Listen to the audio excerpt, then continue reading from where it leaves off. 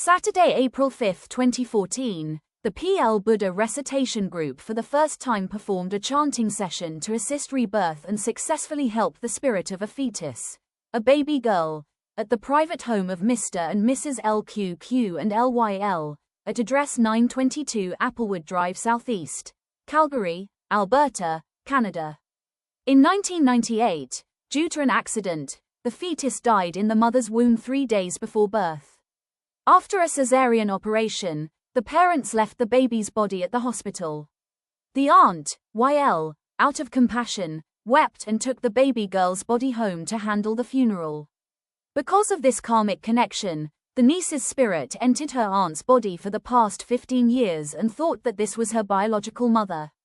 Every night, the child's spirit would enter the aunt's body and speak entirely in a child's voice, but no one could understand anything. The aunt's family was very worried, so they went to many temples asking monks to perform exorcisms, but all attempts failed. About 3 or 4 years later, by chance, a man came to share a room in their home.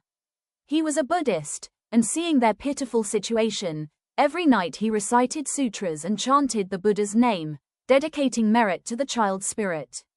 After some time, the spirit of the baby girl was able to speak Vietnamese, so the family could finally understand what she was saying. After realizing that the spirit was their niece, the aunt's family gave her the name LYB and brought her to a temple in Calgary to request a ceremony so she could be registered, listen to Dharma teachings, hear sutras, and practice for early liberation. The monks gave her the Dharma name Street. After staying at the temple for a while, she insisted on returning home and refused to remain at the temple. Back at home, the situation of borrowing the body continued for another 2 years. Until one day, many other spirits also tried to enter the body of Aunt YL, just like the niece, so the family again sought help from temples.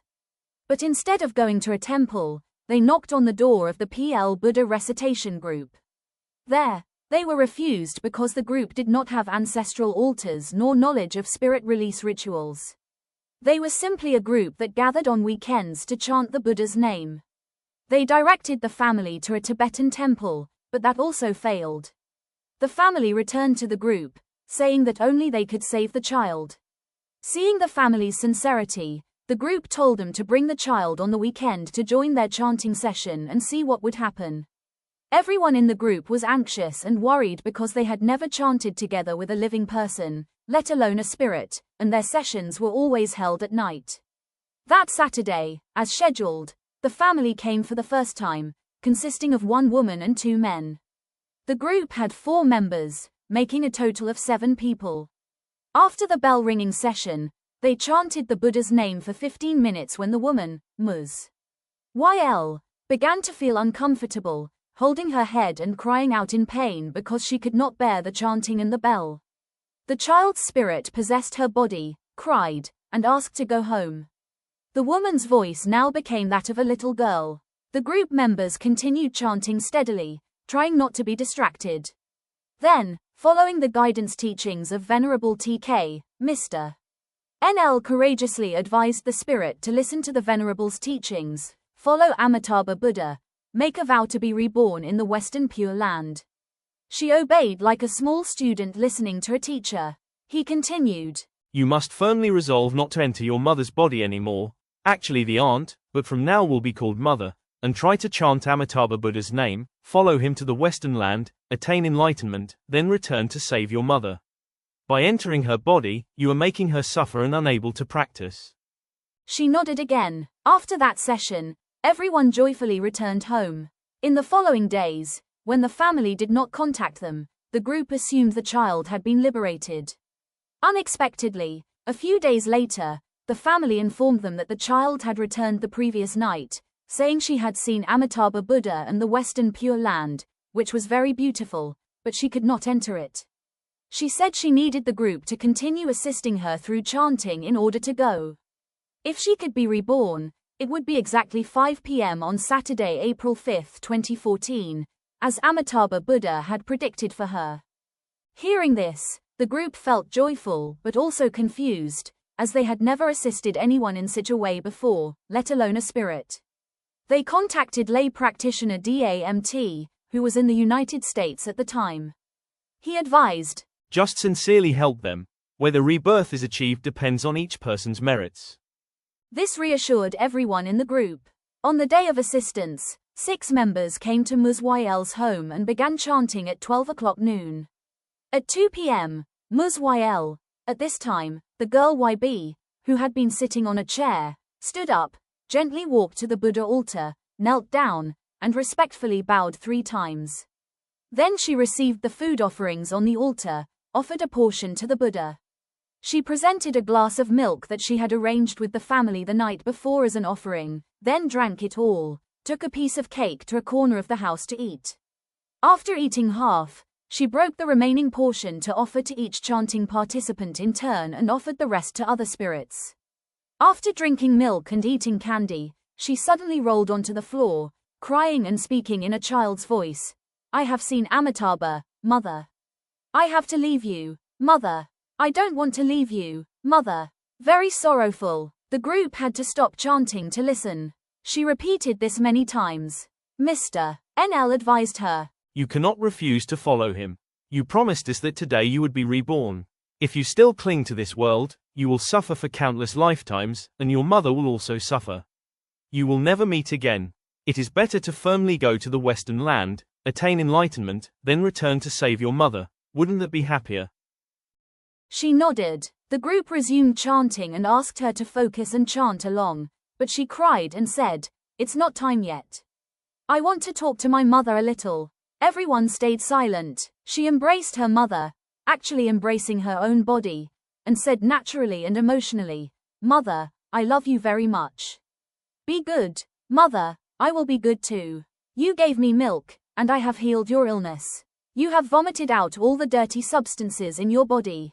After a while, she removed her robe, lit incense, gently went to her mother and uncle's bedroom, and performed a purification ritual, later understood to be so she could return in a dream that night. After that, she did not return to the altar but sat in the kitchen facing away. The group took a short break until 4:30 p.m. As the time approached, she sat at the foot of the stairs murmuring incomprehensibly. Mr. NL reminded her, "It's almost time. Why hesitate? You promised to be reborn today." She clung to the stair railing like a child and refused to put on the robe. He firmly told her, "If you do not resolve to go, you will suffer endlessly, and your mother will too. You will never meet again. Listen to me, put on the robe and go." After several minutes, she finally agreed but kept crying, wanting to speak to her mother one last time and to Amitabha. She retreated to a corner, hugging herself as if holding her mother. There was something special. Because she had long possessed her mother's body, she could not see her mother.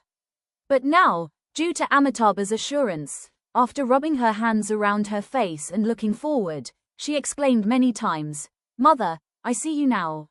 Mother, I see you now. Be good, Mother. I will go to the Western land with Amitabha. You stay and practice, eat vegetarian, and chant. We will meet in the Western land. Mother, I see you now." Seeing that only 20 minutes remained until 5 p.m., the group urged her. She said she knew, it was not time yet. Then she held her left side, grimacing, "I am stuck here and cannot get out." The group told her to chant, but she refused, saying she would ask Amitabha for help. She slowly walked to the altar, knelt, cried, and suddenly began chanting in the Pure Land Association style, "Nam Mo A Mi Tu Fo Fo," though no one knew where she had learned it. After 3 recitations, the group followed her. Then she went to Mr. NL, crying, "I sincerely thank you for helping me go to the Western land. Thank you for your help. Please chant and dedicate merit for me." Next, she went to the altar, picked yellow chrysanthemum flowers, plucked their petals, and scattered them everywhere on the altar and floor. Then she went to each participant, knelt, bowed, and offered petals to express gratitude while the chanting continued evenly. After a long period of chanting, a very strange response occurred. Suddenly everyone turned toward the altar and bowed. The whole family and the child sincerely chanted and bowed. About 20 minutes later, the child stopped, sat down, and continued chanting. Everyone sat and chanted until 5:45 p.m., when she stood up. At that moment, it was more appropriate to call her Ms. DL, as her face looked refreshed. She removed the robe and went upstairs. To ensure safety, Mr. NL asked the family whether it was the aunt or the child. They replied it was the aunt. The group continued chanting until 8 p.m. and then left. The next morning, Sunday, during the usual session, the family came. Everyone looked joyful, especially Ms. YL. She said her body felt very light and had good news to share. She said that at 10 p.m. the previous night, she went to sleep.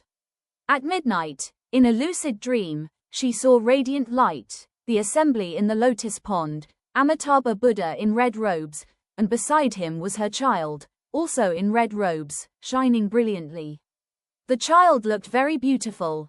Thus, the child had appeared in her dream to inform her that she had been reborn in the Western Pure Land. Truly, the Buddha's power is inconceivable. It was deeply moving, bringing tears of gratitude for his compassionate blessing. Namo Amitabha Buddha.